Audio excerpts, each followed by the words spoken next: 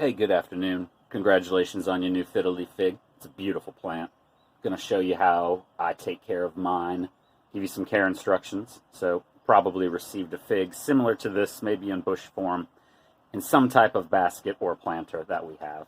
Let me kind of show you how it's made up. Let's talk about how much light it needs, the watering, the fertilization, and the temperature requirements. The first is let's talk about light. The fiddle fig is a high light plant. It likes as much light as it can get. The only caveat to that is if you're going to have it on an outside balcony or patio, you don't want it getting direct, intense afternoon Atlanta sun, aka 2 o'clock, 3 o'clock, 4 o'clock sun, or else it will burn the plant. Here's a perfect example. I burned one of mine accidentally. Look at that. Just caught that hot sun, and it just burnt that part of the plant. The rest of it's totally fine. But I got burned there, and I got burned there. So see what way your balcony is facing. If you're east facing, south facing, or even west facing, you're fine. But if you're west facing, just try to sneak it in a corner so it's not getting that hot afternoon sun. Or you can protect it with another plant, like I'm protecting it with my palm here. We'll talk now about how to water your plant. Fiddle fig likes moist soil, but it likes to dry out between waterings. It doesn't want constant wet soil. So here's how we'll water it. So 3 components here are made up. Your outside decorative part, of course.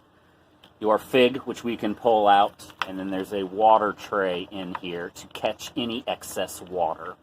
When we water it, we'll water it thoroughly, and you do want water to run out of the bottom. That's why we have the tray here. So you can either take the plant out and dump the excess water out after letting it sit for 15-20 minutes for the soil to properly suck up the water, or you can suck it out with a turkey baster. Or you can literally pull the plant out and water it on your balcony and then put it back in the pot once it's dry. I'll show you how to do that now. Okay, literally just going to pull it out.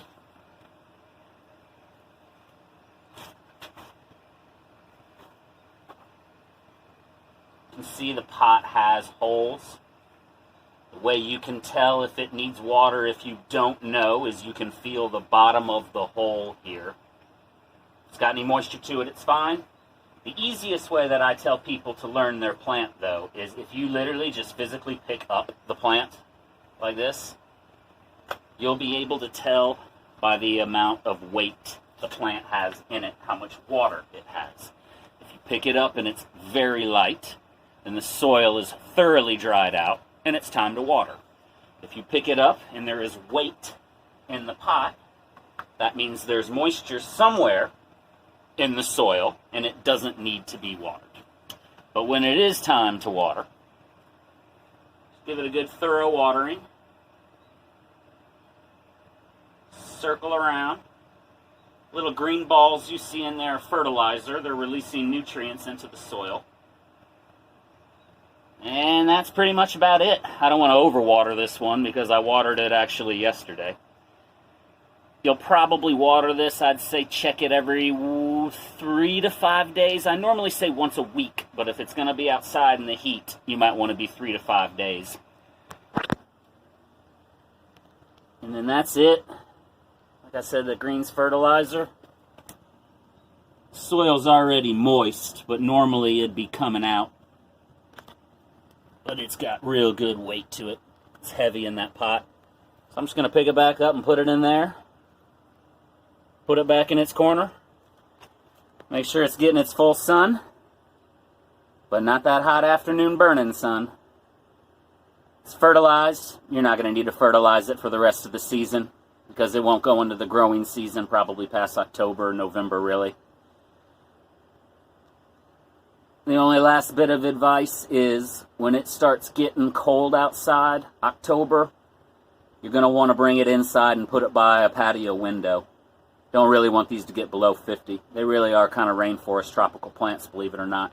So but it'll love sitting outside in the Atlanta spring and summer and early fall. Thank you.